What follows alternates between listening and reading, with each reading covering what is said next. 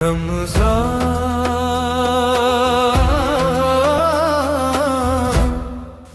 اللہ الرحمن الرحیم۔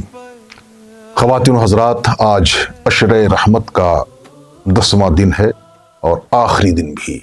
ماہ رمضان کے 10 روز مکمل ہو رہے ہیں اور آج کی تاریخ بھی اسلامی اور انسانی تاریخ کے نقطہ نظر سے حد درجہ اہمیت کی حامل ہے۔ آج امت کی ماں، ہم سب کی ماں، اولین مومنہ، مسلمہ اور محسنہ کائنات حضرت خدیجۃ الکبریٰ رضی اللہ تعالیٰ عنہ کا یوم وصال بھی ہے۔ وہ عظیم خاتون جن کو حضرت حق جل ذکرہ نے سلام بھیجوایا۔ صحیح بخاری کے اندر تفصیل ہے، آپ کھانا تیار کر کے بارگاہ نبوی صلی اللہ علیہ وسلم میں پیش کرنے کے لیے آ رہی ہیں۔ حضرت جبریل تشریف لائے، آ کے عرض کی، یا رسول اللہ صلی اللہ علیہ وسلم، حضرت خدیجہ آپ کی اہلیہ آپ کے لیے کھانا لے کر آ رہی ہیں۔ حضرت حق جل ذکرہ نے ان کی اس ادا کو دیکھ کر انہیں سلام بھیجوایا ہے، اور میری گزارش ہے کہ میرا بھی سلام ان سے عرض کریں اور جنت میں ان کو ایک محل کی خوشخبری بھی سنائیں۔ وہ عظیم خاتون جنہوں نے سب سے پہلے اسلام قبول کیا۔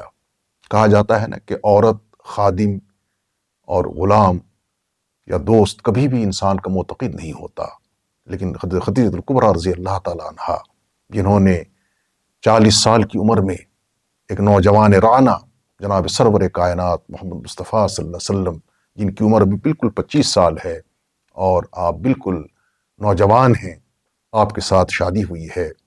تفصیل اور پس منظر کی وضاحت کی ضرورت نہیں ہے، کن حالات میں یہ نکاح ہوا، کیسے ہوا اور کس طرح سے پھر حضرت خدیجۃ الکبریٰ رضی اللہ تعالیٰ عنہ نے، جو کہ رئیس عرب تھی، ملک عرب کی بہت بڑی تاجرہ تھی، اپنے وقت کی کروڑ پتی اور بلکہ ارب پتی تھی، انہوں نے اپنا سب کچھ، تن من دھن، رسول اکرم صلی اللہ علیہ وسلم پر، دین اسلام پر، تحریک اسلام پر، مسلمانوں پر صرف اور خرچ کر دیا۔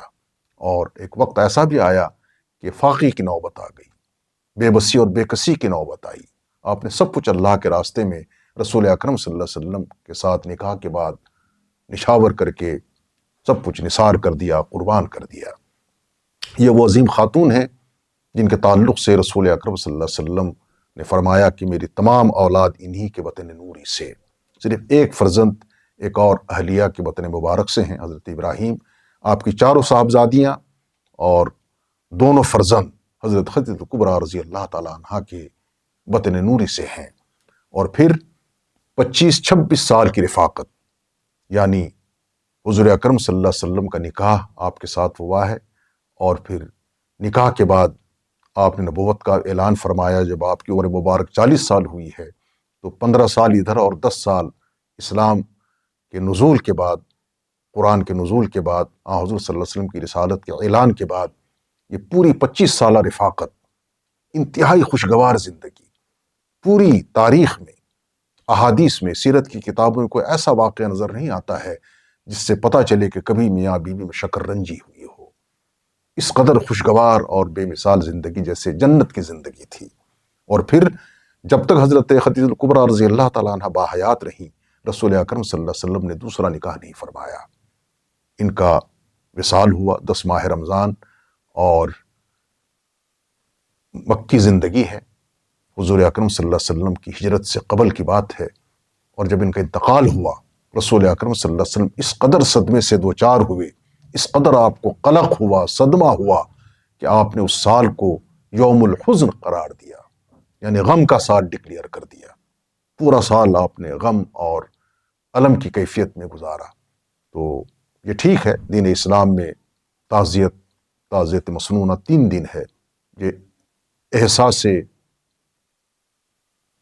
تعزیت ہے اور ایک ہے اظہار تعزیت۔ اظہار تعزیت 3 دن تک ہے، لیکن احساس تعزیت یہ زندگی بھر، یعنی ایسے شریک حیات، رفیق حیات جس کو آپ زندگی بھر بھلا نہیں سکے۔ خود بخاری شریف کے اندر حدیث ہے، جب آپ ان کا تذکرہ فرماتے، حضرت عائشہ صدیقہ رضی اللہ تعالیٰ عنہ کہتی ہیں، ہم نے کئی بار عرض کیا، یا رسول اللہ صلی اللہ علیہ وسلم، اللہ نے ان سے بہتر آپ کو بیویاں دی ہیں اور آپ کی گھریلو زندگی ہے، ہر طرح کے معاملات ٹھیک ٹھاک چل رہے ہیں، تو آپ اس بوڑھی عورت کو یاد فرما رہے ہیں۔